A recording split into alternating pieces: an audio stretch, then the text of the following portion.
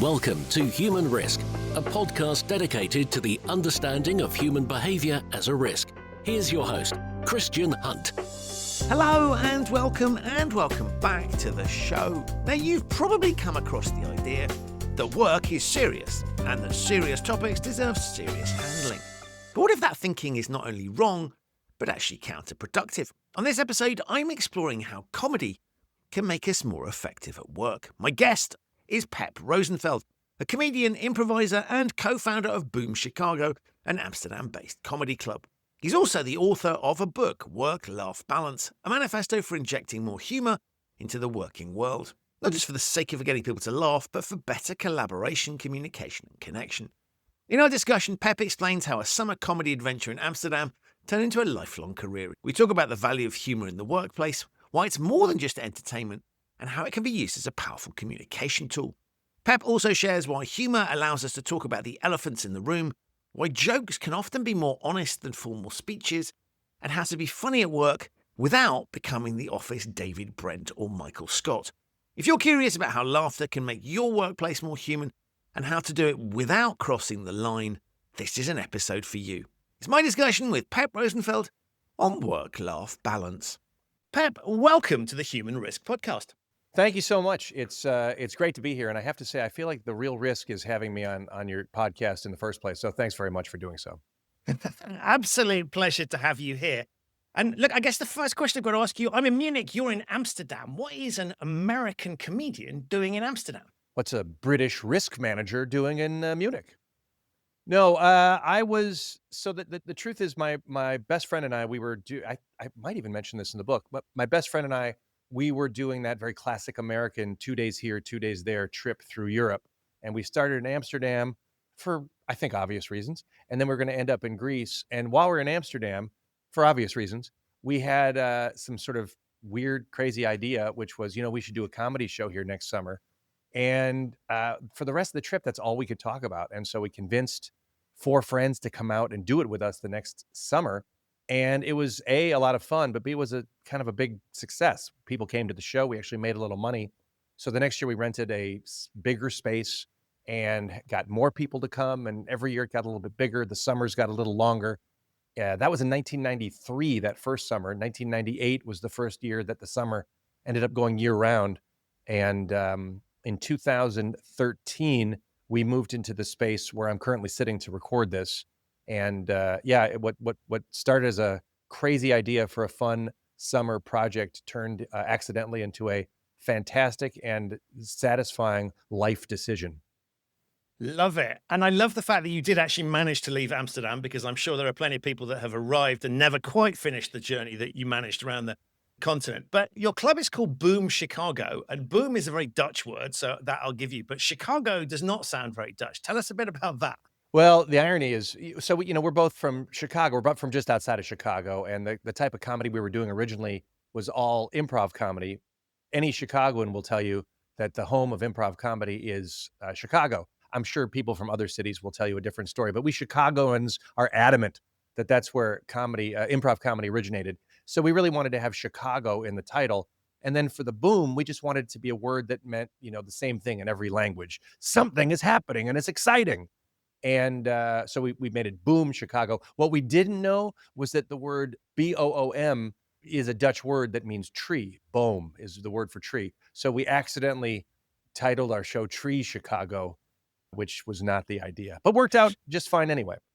And while we're on that subject, if people find themselves in Amsterdam, what kind of shows you do? Improv is clearly, you mentioned that, but what can they expect? It's improv-based stuff most nights, right? 5 nights a week, we're doing shows that are improv comedy. There's 5 people on stage. We take audience ideas. It is super duper fun. Everybody loves watching crowd work, stand-up videos on Instagram and TikTok. But I mean, improv comedy is basically a whole show based on, well-designed and sculpted crowd work. So it's a fantastic medium for comedy. But then we're working on a new show right now that's going to come out in September. So I don't know when folks are listening to this, but if you're listening in October, you missed the opening, but you can still see the show. And that's going to be called The Good, the Bad, and the Algorithm. And it's about phones and algorithms. And it's sort of a mix of sketches and improv. But there's also stand-up. International comedians come through and perform here. It's a lot of different things happen at Boom Chicago. There's a program called Interacting for kids on the autism spectrum to learn improv that my business partner Saskia Mas started and is very passionate about. So it's just a lot of the whole spectrum, if you will, of comedy is going on at Boom Chicago these days. Love it. And the way I came across you was you've just written a book called, and I love the title, Work, Laugh, Balance. Thank you. Let's just start with the obvious question. What prompted you to write a book? Just some extra time.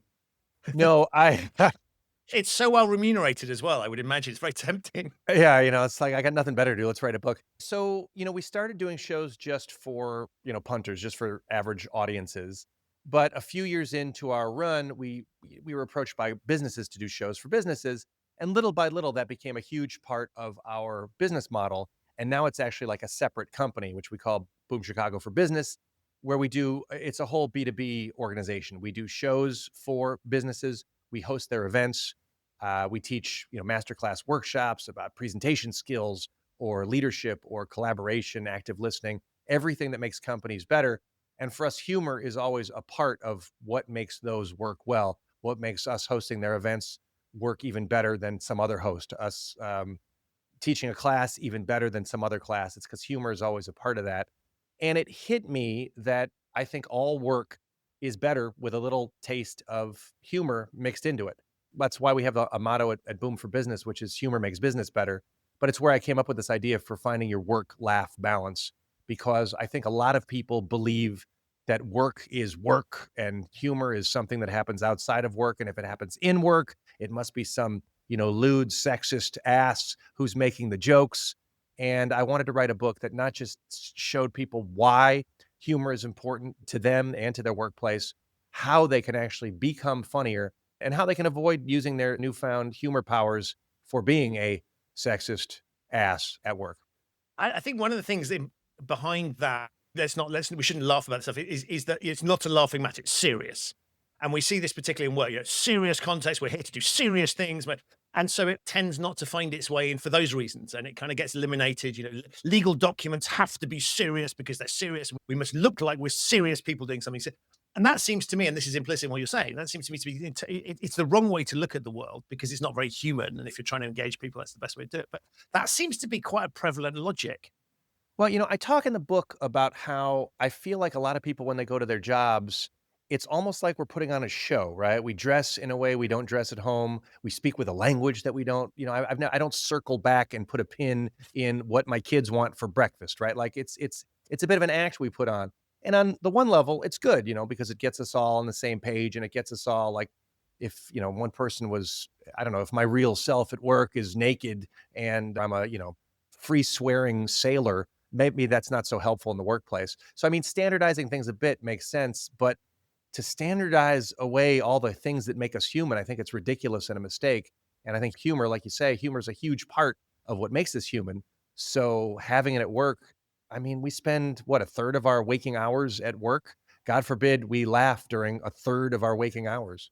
It strikes me that you tap into something visceral here because we kind of know this at school. The teachers that engaged us were the ones that found ways to connect. And obviously humor is one of the ways in which you can do that. So we all intuitively understand that actually comedy and laughter is a great way of connecting with people. And that's what we use in our social lives. So it always strikes me as being fascinating that kind of a really, really powerful tool is in many cases banished from the workplace, or it's seen as the preserve of the sort of David Brent, Michael Scotts of this world. So sort of it's, we shouldn't do it because it's as you say, veers into the inappropriate. But yeah, you've said something that I wish I'd said in my last answer. I mean, the fact is, humor is one of the most powerful communication tools we have, right? So it's not just this human element that makes work a place where people want to be, but like you say, it's a way that we connect with each other, that we inspire each other, that we make our messages memorable. And the idea that we would leave it out of our work messages, leave it out of our strategy presentation, leave it out of our message to the shareholders or to, potential customers, it's ridiculous. And advertisers have known this for decades, right? Like the best advertisements are funny. I don't know why only advertisers have realized this. Yeah, it's very, very, and it feels kind of naughty. And I think that, there's an interesting thing for me is it's part Sometimes of the charm. it is. Right. But part of the charm is it's sort of, it's taking us away from the norm. So I guess the answer might be business feels like it ought to be logical. And, you'll find a way, I'm sure, but like spreadsheets tend not to be funny. Right. And so when we look at that end of it, the sort of serious, things need to be quantifiable and logical and justifiable. And I guess to a certain extent, comedy goes against that because often it's breaking the rules of logic. And so maybe it's sort of countercultural in that sense. The only thing I would say in defense of less humor in a meeting, for example, is if we've got 30 minutes and there's 8 people and you got to settle some point, if one dude is always cracking jokes and steering us off course, I see how that's a frustrating distraction in your 30 minutes. But besides that, I think it's always appropriate. I mean, when I turn in a spreadsheet, there's a couple of jokes in the spreadsheet, right? And I think in the book, I even included that spreadsheet I made where I compared my newborn twin boys Oh, that's to true. my Yeah. dog early on in their lives. Like, yeah, for me, spreadsheet is just another format to deliver jokes, but I might be unique in that way. But yeah, like I think every report should have a joke in it. I think every PowerPoint should have a joke in it. I mean, jokes make us perk up and listen, right? And that's what you want people to do when you're giving a presentation. And I think more and more when you see, a speaker at a business event or some thought leader giving a talk, they've got jokes in there. I've heard, I saw a talk by Chris Voss, who's a fantastic expert This is on the never split the difference guy. Never Split the Difference, right? He was an FBI negotiator, most serious business there is. And he wrote a book called, Never Split the Difference about negotiating. But I saw him give a talk and it was so self-depreciating. It was an image of him on some news show. And you just watched him worry about how his hair looked. And it looked bad. I mean, it was on par with my hair now. And but the idea that this super serious guy giving a super serious talk was using jokes, I thought, well, we're crossing a line into people being aware that humor is important. And talk a little bit about the limits. I mean, you've mentioned that you don't want people to be sexist or offensive. How does one know where those limits are? Because that's one of the other arguments people will come up with is to sort of say, well, this it might start as an innocent, amusing thing, but it can easily get out of hand. How do we think about those limits and controlling them? Well, let me say this first. I think that the most important aspect to not being a jerk when you're using humor is not being a jerk, full stop, right? Like, I think Michael Scott / David Brent, they're jerks. Why they have management positions is, the subject of the show's The Office, right? So if your goal is to not be a jerk with comedy, then I don't think it's so difficult, right?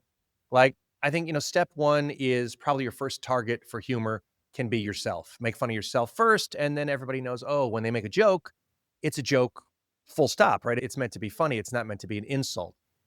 I think that the important step too is any joke you make, the goal is not to tear people down. I think a lot of people use humor as this way that they can steal someone else's status, build themselves up at the expense of others. Building yourself up with humor, I think that's great. But if you're starting to try and tear people down, you are being a jerk. And the way I try to define it, though, it takes some practice and getting used to, is if you're making a joke about a person, make a joke about a thing that they like to talk about, that they're proud of, right? In the book, I talk about a guy who runs marathons. If you make fun of a guy who runs marathons, he doesn't go into the bathroom at work and cry into his hands and go, I can't believe they all know about my stamina, perseverance, and dedication to physical fitness. That's just good fun. But if you make fun of them for going bald, okay, well, that's just mean, right? Unless they're making fun of themselves for being bald first. By the way, even then, you should probably lay off. Unless you're going bald also. Two baldies can make fun of each other. Unless you're the boss, because the boss has to be very careful when they make fun of someone that works for them. So it's harder if you're the boss, right? If you're the boss, you've got to take care to always build people up with jokes. But everybody in the workplace should be trying to not tear people down. Obviously, with your buddy group at your, fantasy football draft pick party, there's going to be some trash talking there. And trash talking is, by definition, digs at people. But work shouldn't be a roast, right? You're hanging out with your friends, that could be a roast. But work shouldn't be a roast. Okay, so those are the first 2 rules. Make fun of yourself first and build people up. Don't tear them down. I think when you're just starting out with humor in the workplace, why make fun of your colleagues when you can make fun of outsiders, right? It's always fun to make fun of the opponents, the external people. Even at a company, though this can be dangerous, legal can make fun of sales and sales can make fun of legal. If that's the only way they deal with each other, that's probably a problem. But again, I don't blame that on the jokes. I blame that on, hey, get legal and sales together more. Get them drunk together, and you'll find they suddenly have more in common than they thought. I think that the fourth rule is probably the rule that we've all heard, which is a rule: don't punch down. Right? That's what stand-ups say when they're talking about, why would you make fun of someone from a minority group that's already underrepresented and has an underrepresented voice, especially if you're not part of that minority group, right? So like, don't make fun of minority groups you're not part of. Don't make fun of people that work for you or the people that park your car or serve you lunch. They've already got it harder than you in all likelihood. Punch up, make fun of the boss, make fun of the CEO, make fun of Donald Trump and Elon Musk. Obviously not publicly, or Trump will send people to your house, but still. So those are the big four rules. And I think the fifth one is it's probably always best not to make jokes about your desire to have sex with anyone else at the workplace. That's triple double whammy true if you're the boss. But even if you're not the boss, probably a good place not to joke about, especially initially. And what you've hit on there in those rules, I love those, is the fact that, of course, comedy works because at some element of it rings true, right? We start with some aspect of reality and play with that. And so I guess one of the other reasons is that people might be scared of it or sort of veer away from it is that you're exposing truth, things that people wouldn't ordinarily talk about. And so that feels inappropriate and wrong, but it's, I think, very, very healthy, because if we don't talk about these things, everybody knows them. And you talk in the book about elephants in the room and the experiences you've had. Talk a little bit about that, because I thought your angle on that was really refreshing. Sure, I'd love to. And by the way, I loved in your LinkedIn post where you actually read the passage from the book quite well. But before I do, let me say something else about what you said. You said comedy has to ring true, and I think it's 100% true. At Boom Chicago, we talk about comedy logic, and there's like, your brain has to be willing to follow the joke till the end. And it's like an egg race, right? Where you've got a little egg on the cup and you got to walk as fast as you can. As soon as the egg falls off the cup, that in our joke world is when the audience goes, I'm sorry, I've lost what we're talking, what you've stretched the metaphor too thin. So yeah, comedy logic is huge. It has to make sense and it has to ring true. But to your bigger topic, the idea that comedy can be used to talk about the elephant in the room, it's huge. So the thing I do a lot is go to events and they're launching a new strategy and they're like, oh, please make fun of the new strategy. But whatever you do, don't talk about the old strategy because that's kind of a sore spot. And I always think, like, do you think that no one is thinking about the old strategy? We're literally coming here to bury the old strategy, not to praise it. And you think that if I don't make a joke about it, no one is going to be thinking about it? Because I guarantee they'll be thinking about it. And, what I write in the book is the question you have to ask yourself is, do you want to lead that conversation? Start it with a joke and then lead the conversation in the direction you want it to go? Or do you want that conversation to happen without you in a WhatsApp group that you're not part of? So I like it, it's only a sign of weakness to not want that elephant in the room mentioned. Yeah, I also always wonder, like, do you think that if I make a joke about it, there's someone in the audience that's going to be like, hey, wait a minute. Last year's strategy was terrible and I'd forgotten about it until the comedian mentioned it. I quit. I wish I had that much power over the team. I do not. When you make a joke about the thing that's bothering everybody, what they think to themselves is, thank goodness I'm understood. The people in charge get it.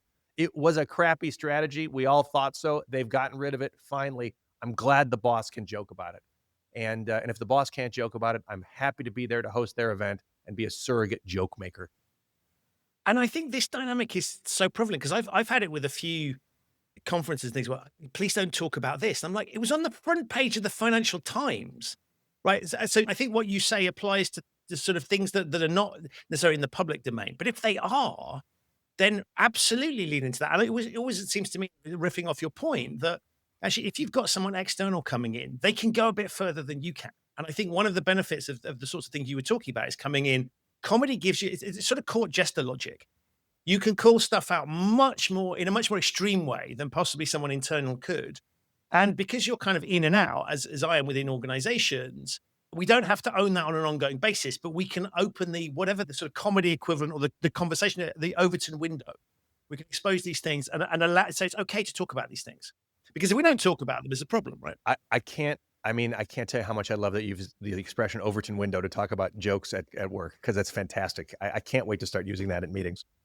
I think that one of my favorite things that happens when I host an event and make jokes about whatever the new strategy is when the CEO comes up after me and says, well, you know, like Pep pointed out. I mean, like Pep pointed out to me is oh, it makes my heartbeat flutter. But I think the best thing that folks like you and I can do in that court jester role is give people a language that now they can use to talk about these problems that they thought they couldn't talk about, right? It's not just that we open the door, though it's huge that we open the door, but it's also that now they have words and jokes. And uh, I'm trying to think of a good specific example. There was some meeting where they were talking about like being on a boat, and the whole thing was like a boat ride. And then the next slide, he was showing how the strategy, you know, the customer only sees the tip of the strategy, but the rest is underwater like an iceberg. And I just thought, how funny that your strategy is a boat metaphor in one slide, and then we're literally hitting an iceberg in the next slide. Honestly, I don't think that example makes the point that we're talking about, but it was a pretty funny moment. it, though. Yeah, it was a pretty funny moment. But it like, you know, and I think what this points to is I guess another one of the things I find really fascinating that came out in the book, but also comes out in sort of in the way you talk about comedy, is that in a way it feels effortless in the moment, but there's a ton of prep that's gone into it. And I think one of the things that I really took from the book was that you were sort of, it's not like just turn up and just shoot from the hip. It is like, think about things, find inspiration, prepare, I guess would be a good way to phrase it. Well, I think there's two parts to the answer, right? Like when I go in, right? When you or I go in and we're taking the court jester role, we have to prep. We have to understand what they're talking about. I differentiate a lot between when Boom Chicago comes to your event and when the mountain climber comes to speak. Because I host a lot of events where, you know, someone inspiring, mountain climber, Olympic race car driver, whoever it is, astronaut, they come in and they're inspirational and their story is inspirational. But I always feel like you connect more if you know what the people you're talking to are going through. Now, this is more for external speakers. Obviously, if the CEO is talking to the company, he has an idea of what the company's up to. We would hope. You know, right. But like that prep work, I think selfishly makes external people connect more with the internal people, with the people they're speaking to.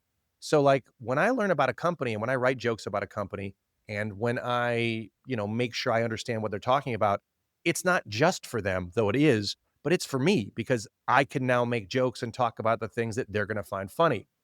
So to translate that into people in the workplace and, you know, the stuff I try and teach in the book, the prep work that you do in life in order to be funnier in the moment is to listen to people, to understand what they're thinking about and what they're talking about so that you can make jokes about that. You know, a stand-up comedian, you go pay money to see him talk or her talk or they talk, whoever they are. My goodness, what a guilty moment that was in this podcast. When you go to see a stand-up comic, you have paid money to hear their point of view, to hear their opinions, to hear their stories. They don't have to give a shit about you and your life. But at work, it's nice if you do, and you're going to have a more receptive audience if you do. So listening to people, keeping your eyes open, taking note of what you see, being observant, that's just going to give you the information you need to know what the audience wants to hear jokes about. I say know a little about a lot because I think it's important to not be an expert on what everybody's thinking about, but to know a little about what everyone's thinking about. If there's that one, you know, Swiftie in the office, it would be nice to be able to make a Taylor Swift reference to them when you're talking to them. You will be a hit with them when you do. And you'll be a hit with the Star Wars nerd if you can make an Andor joke to the Star Wars nerd, right?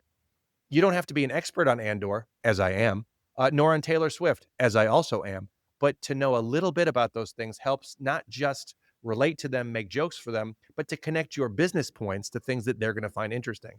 So like that prep work of knowing a little about a lot, of listening, of paying attention and taking note, of working on your ability to sell the stories and jokes you tell, of being specific when you tell stories, all of those, you know, skills in the book, is it prep? Yes, because it's stuff that you can't just turn up and do.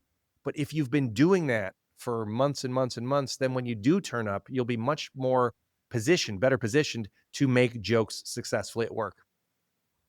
And if I can go back to something we talked about, because you pointed out that my role frequently is that the role of the court jester, the outsider that can come in and say the things that other people can't. And it's a super valuable role.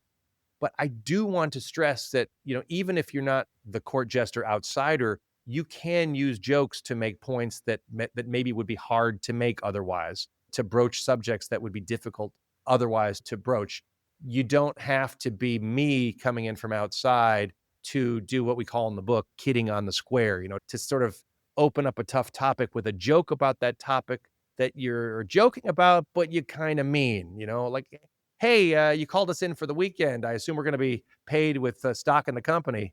But seriously, we are going to be compensated for this weekend, aren't we? Like you start with the joke, but seriously, I want to make sure my time is being paid for. Like there's awkward topics that shouldn't be awkward because they're about you and your compensation or your status or your life at work, but they feel awkward because you had to bring it up yourself. In a perfect world, you'd know your compensation for the weekend before you turned up on the weekend.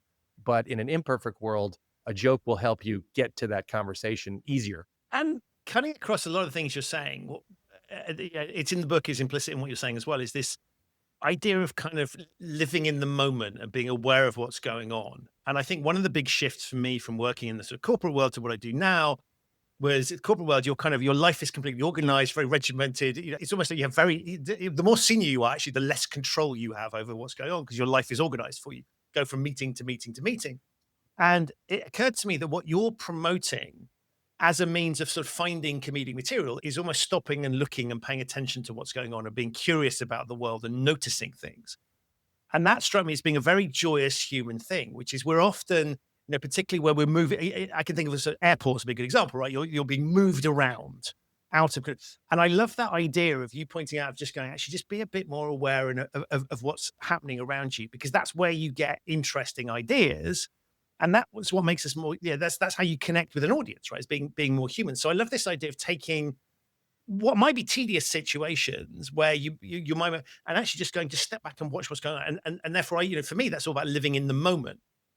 It's I'm super glad to hear you say that, because for me, that idea of living in the moment, and people into meditation will talk about being mindful of the moment, and Stoics will talk about being mindful of the moment. Everybody who's thought about how to live your life in a way that makes you happier is tells you to be more mindful of what's happening in the moment around you. It's just a great way to live.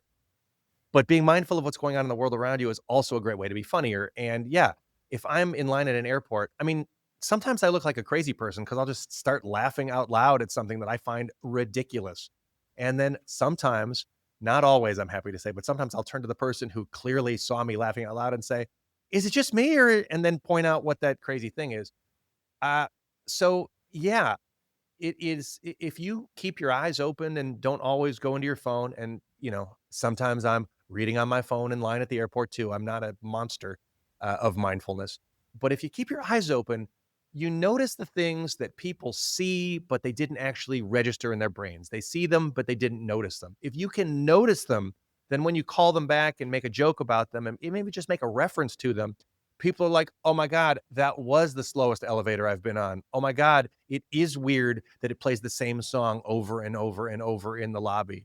Just little things. When I show up to an event, I mean, my eyes are wide open. The hotel we're all staying in, the meeting place, what did they serve for lunch? Was the coffee good? Like all these little things that people are noticing but not registering. And of course, all those three of those things I just said are mundane, dull things. But the closer you look at them, the more likely you find something funny there. Do you find that exhausting? Because what you're doing is concentrating. And one of the things that we're naturally good at as humans is being on autopilot, right? Not paying attention to those things. And so super helpful for what you're doing. You're pointing things out that people have clocked, but that's hard work. You must be perpetually exhausted. I never thought of it until now. I do get very tired at the end of a day, at the end of an event, because your mind is always running when you're the comedian host of an event. But I wouldn't say that being focused and attentive in places and situations is tiring or exhausting. If anything, I find that it is interesting and satisfying, right? Like it's kind of cool to know what's going on around you. I don't know how else to say it. I've never really thought about this before, but I find it more exhausting to scroll. Sometimes I catch myself scrolling on Instagram. Now I promised myself I wouldn't, and I've taken it off the homepage of my phone and my tablet. But people send me things, and then as soon as they send me something, I look at it and then I start scrolling because it's hard not to. But I'm never energized after that. I'm always tired after that. But in an airport line, I mean, airport lines are inherently tiring. But as soon as you find something funny and make yourself laugh, it picks you up, right? Like I find those moments are uh, exciting and fun and valuable and worth it. Though, staring at every little thing, uh, you don't have to be a scientist. You're not going to write a paper on this. You just want to observe the funny stuff and then go back to your phone. I was struck by the contrast. You talked about the mountaineer or the sports person, and it always amuses me that often those people have been invited because they're the personal hero of the CEO. Right, we're now having an inspirational talk from so and so, and it happens to be the key player of their favorite team. Right, so it's not actually about the, but sometimes they are genuinely inspirational. But it always struck me that they're coming along and they're always doing the same thing. Right, and even if they're doing it well, it is in many respects you could take them into words, and they might drop in the name of the company, but it's a rinse and repeat model. Whereas what you're talking about is fresh each time. And I'm imagining a little bit like the stand-up show, it's for that audience on that day in that moment. Well, to be honest, I think what we do for a company is even more like that than the stand-up show, because the stand-up show has moments of crowd work and has moments where it changes. But I mean, the stand-up's job is to tell the same story over and over and over and over and over in different cities and different towns and different places and make it seem spontaneous every time. I mean, secretly, I think stand-ups are the best actors there are because they have what we call fake moments of fake discovery where you're talking, you're like, oh, or maybe it's more like this, but you've said that 50 times, 50, 500, 500, 5,000. But when we go in, we literally write a new stand-up routine about the company we're about to see. And I think that is one of a kind, because I promise if we do the Pfizer show for a bunch of legal professionals, it's not funny for them, not at all. And even if we do the pharma show, the Pfizer show for Johnson & Johnson, there's a couple of pharma, overlaps, sure, in that Venn diagram. But the bigger jokes are the specific ones about that company, that strategy, those people, their headquarters. So I think we're even more one of a kind than a stand-up show. I can't quite remember what the original question was. That's how off on my own personal No, tangent I was contrasting the what I sort of crudely called the rinse and repeat mountaineer Oh, stories. to be fair, thing every. so I've seen a couple of mountain climbers link it much more to the company than others. Some mountain climbers are just, I'm a mountain climber, that's inspiring. Some are good at saying, just like I climb the mountain every day, it takes practice, and you've got to persevere when you're working on those yearly numbers, and you're going to have pitfalls, just like I had a pitfall on the summit. I mean, it's a thin metaphor, but then sometimes it's more apt than others.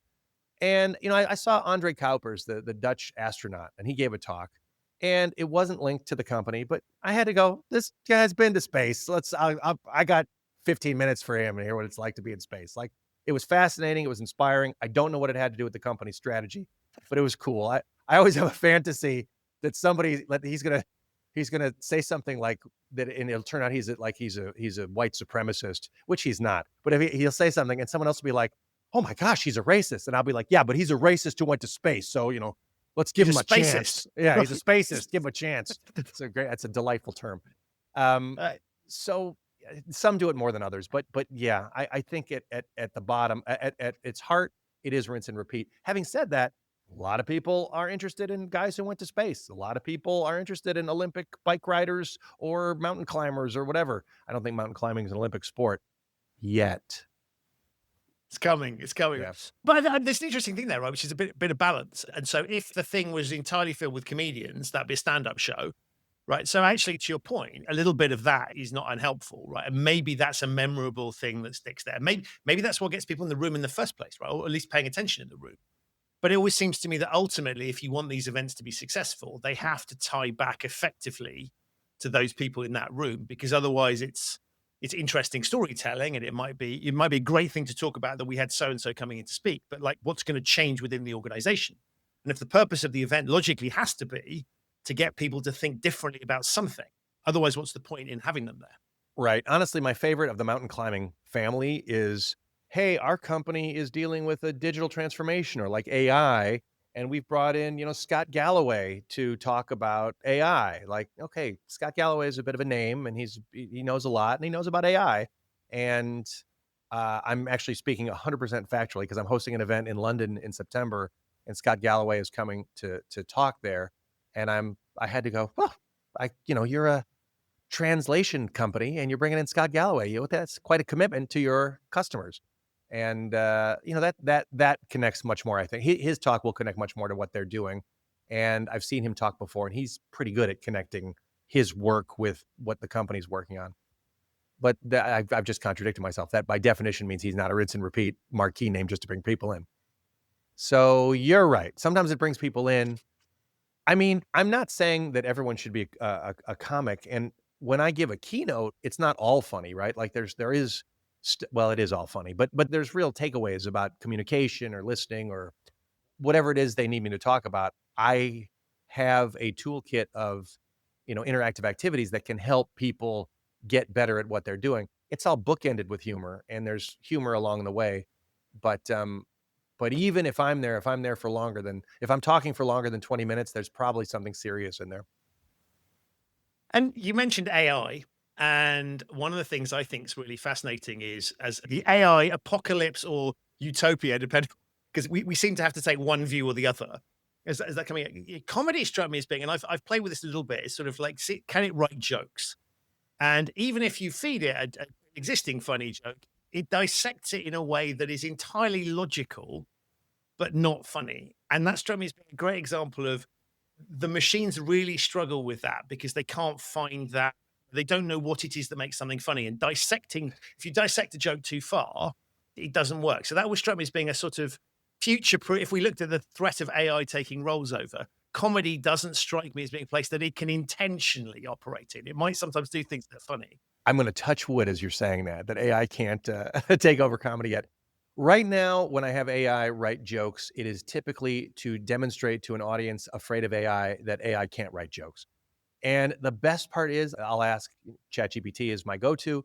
Hey, ChatGPT, can you write me 10 jokes about tennis players and security, right? Because there was a famous tennis player, coming to talk to the security company. And it said, yeah, here you go, Pep. 10 great killer jokes you can use at this event. And they suck. And I just love the confidence that ChatGPT has when it delivers these awful jokes. I mean, it's like the worst stand-up at an open mic night who thinks they're killing, but nobody's laughing. Having said that, I use ChatGPT to come up with recipes because I'm also a bit of a cook. And I've told ChatGPT, no olives. I don't like olives because I don't. And it was pitching me some recipe once, and it said, yeah, and this would be great. It's a Mediterranean chicken. It'd be great with olives. And then in parentheses, sorry, no olives for Pep. And I just thought, that's good. That's a pretty good joke. That was a good sassing. That was some good trash talking. Don't say it to your employee if it's, you don't know them that well yet. But friend to friend, that was pretty good stuff, ChatGPT. And are you using it? Obviously, you're using it to test how future-proof your career is. But are you using it at all for inspiration? Because one of the things I found really interesting about AI is it is good at pulling out connections in ways, stuff I haven't clocked before, and connections in my thoughts. So as an inspiration that causes more human work, I think it's quite powerful. 100% agree. I think of it as that assistant that isn't good enough to do the job yet, but has a bunch of ideas. And I was hosting an event a year ago, and I'd hosted this event a few times. I was just trying to think of a good, exciting way to open the event. And I asked ChatGPT, pitch me 10 ideas. And it pitched 6 stinkers and 2 that were like, oh yeah, big magic act with expensive equipment and stuff. And then one of them was like, you can come on as a superhero. And I thought, a superhero? Huh. And then I used that to write an opening video where I, ripped off my suit, and underneath it was a Superman suit. And then I ripped open the Superman suit, revealing another suit because I had to wear a suit at this event. And I wrote an opening for the event where I was a superhero and blah, blah, blah. Now I'm talking to the audience. You're the real superheroes. And it was a great opening. It went over super well. And it was all because ChatGPT pitched this idea I would not have thought of and couldn't execute as written, but without ChatGPT, that wouldn't have happened. The unfortunate epilogue of that is we had decided they had these acrobats, and the acrobats were going to be hoisted up on these wires. And they said, Pep, do you want at the end of the event, put the cape back on and you'll be hoisted up? And I was like, yes, let's do that. What could possibly go wrong? We had a terrifying rehearsal. It is scary. Like first they bring you up about 10 meters and you're like, oh, that's pretty high, but at least it's not terrifying. And then they're like, no, this is just the first run. You got to go up twice as high and climb onto this catwalk to get off. And it's terrifying. But then when the moment of the event came, the cord got caught in the lamp, and they kind of gave me the cut the event sign line, cut the you're not flying. And of course, my motto is I'd rather stay on the ground than fly unsafely. So that was a sad, unfortunate ending. But I didn't, plummet to my death, so that was also good. This reminds me of a moment where I was on a plane once, and I don't know if you've ever been on a plane where it does that thing where the plane is going to land and then suddenly sort of aborts the landing and goes back up. Yeah. Right. So that happened, and everybody was silent on the plane. And then I said very loudly so everyone could hear, "I don't know about you, but I agree with the pilot." And I think it broke some tension for my fellow terrified passengers. But that's a really, really good illustration, right? We have no clue what's going on, right? So it could be our planes had a major issue, or there's just someone on the runway ahead, right? Nothing to do with us at all, but we don't want to hit the back of them. And so there's this moment of tension because we don't know what's happening. And so I love that illustration of just break this thing with a sort of like an intelligent, and it's not a dumb comment, right? But it's a sort of surreal interaction because obviously you don't know why you've done it. Right. But I'm sure I agree. I'm sure I agree. I used to tell my kids when they get afraid of flying, I was like, you know what? There's no one who wants to get home to their family more than the pilot. So they are up there doing whatever their best possible work can be. So whether it's turbulence or whatever, there is a well-trained pilot who wants to get home, even more than he wants to get us home. And that somehow resonated with them. Yeah, in the book, I talk about gallows humor, the humor you make when things are going bad or when you're scared or when you're in a shitty situation like the gallows. And, you're terrified that your plane's about to crash is one of those moments. And I think a joke helped better than had I stood up and said, "I'll lead us all in prayer." I don't know that would have helped anybody. But that's a really interesting illustration of a use of comedy, because if we think about the medical profession, they're really dark. I mean, some of the comedy that goes on at sort of medical school, I have heard, is incredibly dark and inappropriate. And that kind of tallies with my experience at university, where the people who became medics were often exactly the people you wouldn't want to be treated by based on their displays of them as students. But that seemed, it's a coping mechanism for those stressful situations. I'm guessing firefighters and other people, and presumably people that work in mortuaries, also rely on, as you say, a coping mechanism for what would otherwise be a really challenging situation. I'm just glad you didn't leave out those dirty bastard mortuarians? Morticians, is it? I don't know. Yeah. Yeah, you're right. Morticians. I mean, they always say when it comes to sausage and laws, you don't want to see either one getting made, right? I feel like that's true of every job. Like every job that's important to you, you don't want to hear what they're talking about behind the scenes, because for you, it's the most important day of your life, and for them, it's Thursday. And yeah, I don't want to hear I mean, I do want to hear the jokes my doctor's making because I'm weird that way. I'd love to hear those jokes, but I'm sure the average person does not want to hear their doctor's joke about them or their disease or whatever. And yeah, when I'm dead, I mean, I hope the mortician has a couple of good jokes at my expense. And speaking of alternative career, what would you have done if you hadn't done what you're doing now? I always say there's an alternate world where I'm a lawyer, right? Like I took the LSAT, the pre-law school tests, because when I graduated university, law school is what you did if you didn't know what you were going to do, but you were sort of a clever fella that liked to talk. And I'm a clever fella, and I apparently love to talk. So yeah, I thought that's what I would do. And I don't know, I might be a pretty good lawyer, or I'd be currently worried that ChatGPT was going to put me out of a job. And do you ever be a teacher? Teachers can Right. be funny, right? I think. Yeah. Oh, they have quite a lot of latitude to do that as well, right? So it's like, because you're ultimately, if the kids like you and you get them through the exam, I guess that's the ultimate test, right? You couldn't have like kids that loved it, but you didn't get them through the exam. But if you manage that, you have it seems to me you have quite a lot of latitude to do exactly those sorts of things. Whereas a doctor, there's only so much laughter you can have in the surgery. Well, I mean, I think that once the patient's out cold, I bet there's lots of laughter that goes on during the surgery. And I mean, you don't want to know the jokes that are made about your kids in the teacher's lounge, I'm sure. I think everybody makes jokes to deal with the stuff at work that's a drag. And if you're their work, you're a drag. And I'm sure you don't want to hear what they think about you. And do you ever worry about losing inspiration? The whatever the comedy equivalent of writer's block, maybe it is writer's block, literally, if you're writing the jokes out. Do you ever worry about sort of not suddenly losing the ability to come up with jokes? I I mean, I guess I do, and, like, when I was younger, I drank a lot and, smoked a lot of pot like everybody when they're younger, right? That's everybody, right? Totally. And when I started slowing that down, I actually worried like, "Oh, no, what if I start what if I'm less funny now?" Which, apparently was not the case. In fact, some would say I'm less dumb now. Um, so that was a weird tangent. Um, I I guess in the back of my mind, I worried that it's gonna happen, but so far so good. And I guess the methods that some of which you describe in the book, and that being curious about what's going on around you, means that you sort of built up the reservoir of potential angles and things you could look at. So even if a Yeah. joke didn't occur to you in the moment, I guess, I mean, to put it in simple terms, right? You've put the hard yards in by paying attention to things and doing enough of this, practicing your craft.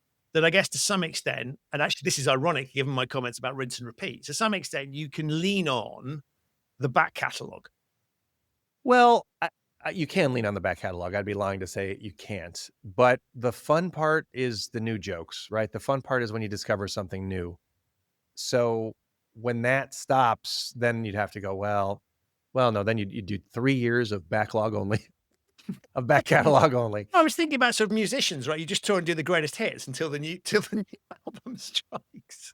Yeah, I mean, it's funny because, Jerry Seinfeld used to always say, "Once you have your act, don't change your act." If That's what they people love, come right? yeah, but then, the Chris Rock would say, "I gotta do a new show every year because my people deserve a new show every year," and I suspect in his brain, he likes writing a new show every year too. Although I know Jerry Seinfeld likes writing jokes as well, so I don't know.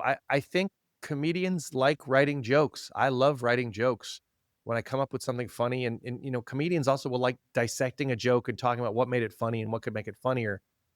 Earlier you said, a joke gets much less funny when you take it apart. And of course, that's true in telling the joke, but boy, there's something wonderful to a comedian about dissecting a joke and figuring out what is it that makes this funny? What could make it a little bit funnier? How could this format be applied to some other subject? It's yeah, I mean, comedians are most of us are nerds. Many of us are nerds. I don't want to speak for all comedians.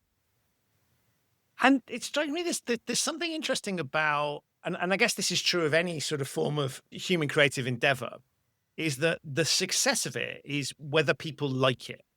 And so what I thought was really interesting, you talk about laughing to yourself about things. And I guess there'll be times where there's stuff that you inherently find funny that an audience does, or that person in the line at the airport where you find it, and for whatever reason doesn't connect with them. How do you handle that idea of something that you inherently think is funny, but they don't? Because the ultimate arbiter, I guess, if you constantly found things hilarious and nobody ever found anything you said, that you'd be out of a job in the sense nobody come and see you or pay for you to do it. But how do you handle that where there's a disconnect where you're convinced it is funny and that it might not land with either that audience or any audience? Well, if it doesn't land with any audience, I mean, the thing, and I think I said this in the book, is ultimately the audience is right. Like no matter how funny you find something, if the audience doesn't laugh at it, it means either it's not funny, or more likely, you have not presented it in a way that what you find funny about it, they can be walked along and understand it and then get the same joke that you got when you thought of it. So I think the best thing to do when a joke doesn't work, if you really think it's funny, is rewrite it, figure out what can make it work. Sometimes it's not going to happen and it's never going to happen. My buddy Greg Shapiro and I, we do a lot of shows about politics, and our challenge to ourselves is we want to take boring stuff that no one's interested in, gerrymandering, and turn that into comedy gold. And that's our challenge. And sometimes we just can't make it work and we don't do a bit about that thing. But more often than not, you can find something funny. I remember Louis C.K. saying once that if he had a bit that was killing, instead of ending his set with it, he would start the set with it and force himself to come up with something funnier, which is a challenge I cannot imagine giving oneself. But, I'd love to hear Louis C.K.'s gerrymandering bit. I love that idea of kind of, because I was giggling and thinking the ChatGPT response to the joke that hasn't landed, right? It's just tell it again. And you do occasionally see people sort of trying to push it, right? As if the audience were wrong. Right? So I'm just going to keep retelling this until you find it funny, or sort of like, and I've been to shows at the places where you just kind of go, what are you doing? Right? They just literally, it's almost like telling the audience that this is, no, this is funny, right? And I'm going to keep playing with it until you get it. Of course, if you're talented, maybe you can get there. But in most cases, when they've started on that strategy, it's not. And it's Well, I mean, never going to. so I think of like like an alternative comedian, like an Andy Kaufman or even a Zach Galifianakis. These folks who their comedy is being so weird and bizarre that you start to find it funny after a while. And that's not standard comedy. Standard comedy is I'm going to give you this joke and you're going to laugh at it. So I think, what comedy is or what comedy can be is a wide range as well. But at the end of the day, if the audience doesn't laugh, you can be very proud of your commitment to something that you thought was important. And I find this funny and this is me and this is my identity. But if the audience doesn't laugh and like it, like you said, will be soon out of a job. And, most comedians that I know like it when the audience laughs. So when they do something that the audience doesn't laugh at, they either cut it or fix it because it's just no fun when the audience doesn't laugh. And that presumably is one of the reasons that you love doing, I presume, live stuff, and I presume most of your work is in person as opposed to virtual because of that feedback in the room. 100%. I mean, my buddy Andrew always says, it's the best job in the world because you go in and when you do your job, people then clap when you're done. Like that's a rarity in life. I have to say, okay. Well, I guess the only other context, which is absurd, is the people that round of applause because the plane's landed. I hate that which stuff. I don't understand at all. It's sort of like, what are you, Stone Age people who've never seen? What did you think was going to? Right. I always want to turn to the whole airplane and say, they're not comedians. They don't deserve your applause. Yeah, I always find that weird. They did their job successfully. I mean, again, if you're worried about plummeting to your death and then someone has taken you. Yeah, but then you wouldn't get on the plane in the first place, right? I just mean people are always, you don't clap for your doctor if they save your life, but you're very grateful. And I think that's how they're showing their gratitude that you were taken successfully. Again, I don't think these are the most cosmopolitan people that are, dang, this metal tube went all the way from here to there. I think that, okay. Your first flight might be more exciting than your 100th. To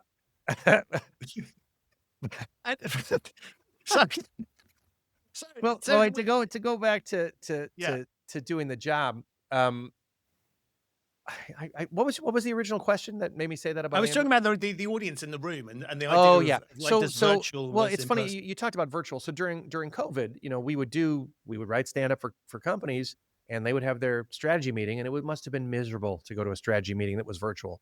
But sometimes they have us come in and do jokes about the stuff, and we do it into the camera, and people would say, what was weird about that? And I'd say, well, like you'd expect, the worst thing about doing jokes for the camera is that you can't hear people laughing. But the secret best thing about doing jokes for the camera is you can't hear the people not laughing. So you get to assume they're all laughing. I'm killing it. And there is a certain freedom in that, in your Andy Kaufman routine. Well, so I thought you were going to say you had like a laughter track, like the TV shows. They just play along as you go. I think we talked about that once and just thought it would be ridiculous. I wonder if they thought about that, when late night comedians did their shows virtually. I wonder if they thought about weird laugh tracks, because that would be weird and feel as fake. And you'd kind of go, yeah, but there's no one there. There's a difference between sweetening the audience of a live audience that we know is there and 100% clearly fake. But yeah, I mean, writing something is not as fun as performing something, because the fun part of the joke is hearing the person laugh at the other end. And yeah, I mean, I love that people love reading my book, and they all do. But having you post about it, then it's having you actually quote it. Then I'm kind of getting that satisfaction of a live performance, sort of, right? Like, I think the closest thing when you write a book that you can get to the satisfaction of a live audience is having someone quote it back to you. I mean, that's a pretty nice moment in an author's history. Never thought about that, but that'll keep me going with those posts. I'm struck by the title Work, Laugh, Balance, and I obviously know where it comes from. But that word balance, and we talked a little bit about the sort of the times where jokes aren't appropriate or things we shouldn't joke about. But is there a balance in the sense of you can have too much comedy? How do you draw that? I guess, how do you draw that line in terms of thinking about it in business, but also in your personal life? Because I presume, hilarious as I'm sure you are in your personal life, at some point you've got to stop, right? Because you can't keep producing those things. How does one think about that balance? Just for the record, I could keep producing the things. It's really more about the other people being done with hearing them. I just like that to be clear. I can make jokes all day. I don't think everybody I'm with wants to hear them. And they're not all killers either. I think the answer to your question is, you have to, just like your energy level when you're speaking publicly, it varies from room to room. A small room, it's quieter. When you're talking to your friend, having tea and talking about, their relationship troubles, it's very quiet. When you talk to a room of 10, it's one level, 20, it's another level, 100, it's a bigger level, 300, but you're wearing a microphone. Okay, that's a different level entirely. So you have to find the work-life balance for every situation. Now, I'm here to say that the work-life balance in most workplaces is currently out of balance because there's not enough humor, right? There's not enough laugh. But yeah, I mean, there are times when if all you're doing is making jokes, then you're tedious and unserious, right? And if I make a joke, but then I back it up with a serious comment about that thing that we're talking about in the meeting, right? So everybody likes the joke, and then they like me more when I make my serious comment. But if I made a joke and then everybody was like, okay, but what's your real point? Oh, my real point? Oh, I'm just here for the color, the comic relief. Then nobody wants you at that meeting. Or alternately, everybody wants you at that meeting, but nobody takes you seriously while you're there. Did you ever see the movie Broadcast News? It's an old movie. Yes. Yeah. So I love that movie, and I always feel like, the danger is if you make too many jokes, then you're the William Hurt character from Broadcast News, who is all suit, all looks, rarely a comedian's problem, and no gravitas and no knowledge about what they're talking about. I think the real balance for someone like me, and I suspect for someone like you, who goes into companies and, talks about their risk and people's risk in situations, is enough humor to make your message interesting and memorable and make you likable and interesting and memorable, but enough seriousness that people take you seriously and want to hear your opinions about bigger, important issues and, want to read your book and want to invite you on your podcast. And the other thought I had on balance was obviously what you're doing is experimental. And at some point you're going to have to test things out. And I always sort of joke about, often we don't know we've crossed the line until we've crossed it. And so I wondered, how do you think about that? How far, in terms of the sort of experimentation piece, how do you manage the risks associated with that? Because it would be very easy to sort of throw things out there and see the sort of almost tech bro logic, right? They just build stuff and it's kind of, let's just see what happens. Slightly irresponsible approach. Whereas you do have to be what for conventional logic might be a little bit irresponsible. And yet you've clearly got a sense of responsibility and morality and not, you don't want to upset people. So there are some boundaries. How do you balance those things? Right. Well, as I think at Facebook, their motto for a while was move fast and break things. And I think for comedy at work, it's move fast and amuse everybody, but don't break anything. And I always talk about the Hippocratic Oath of office comedy, which is the same as for medical: first, do no harm. If you think of a joke and you think to yourself, this might be over the line, there's no need to make that joke. You thought of it. That's good enough for this moment. So, especially in the beginning, if you're worried about the joke, you don't make the joke. And, again, it goes back to this idea of don't be a jerk. If you don't want to be a jerk, you probably won't be. So sure, sometimes you're over enthusiastic and you do cross the line. And I think you're 100% right. You do sometimes discover the line by crossing it if you're not so used to thinking about where the line is. Immediately you have to acknowledge, ooh, that might have been too far. And I'm sorry about that. I didn't mean to step on anybody's toes. Yeah, forgive me. I think you acknowledge it. You ask for forgiveness in a genuine way, and then you move forward. You don't pretend it didn't happen. You don't lean into it. And your apology has to sound more sincere than your joke voice does. But because it has to be more sincere than your joke voice is. But yeah, when you're making jokes, you're experimenting. And when you're making jokes at work, you do have to be a little careful. Conscious of time, we've talked about the book, and that's clearly out there and fabulous and being very well received. And it comes highly recommended. You wouldn't be on the show, and you're clearly going around and talking about that. And but what's next in the pipeline for you, or is there just so much on the plate already with what you're currently doing that there's no room for further thoughts? It's funny because someone asked if there's a second book in the works, and I want to lean more into this this avoiding being a jerk concept, because I think there's going to be a whole book about not being a jerk at work. But that project is off of the distance. Like right now, especially this time of year, I'm hosting a lot of events. I am teaching a lot of workshops and writing a lot of jokes about companies, and that keeps me very busy, and I love doing it. The thing that's been a delight about the book is that it gives me a chance to talk more about the book. I do a lot more talks that are, work-life balance talks. And in fact, if anybody's listening right now and thinks that would be appropriate for their team or company, believe me, it'll be more tailored to you, your team, and your company than the mountain climbers talk. I quite enjoy it. So it's like what we talked about earlier, walking around and being observant when you're at the airport. It's slightly tiring, but I really love doing it. Amazing. Before I let you go, Pep, remind us the name of your club, the name of your book, where people get hold of it, how they can find you, all those kinds of things. I'm Pep Rosenfeld. The name of my club is Boom Chicago, and it's in Amsterdam.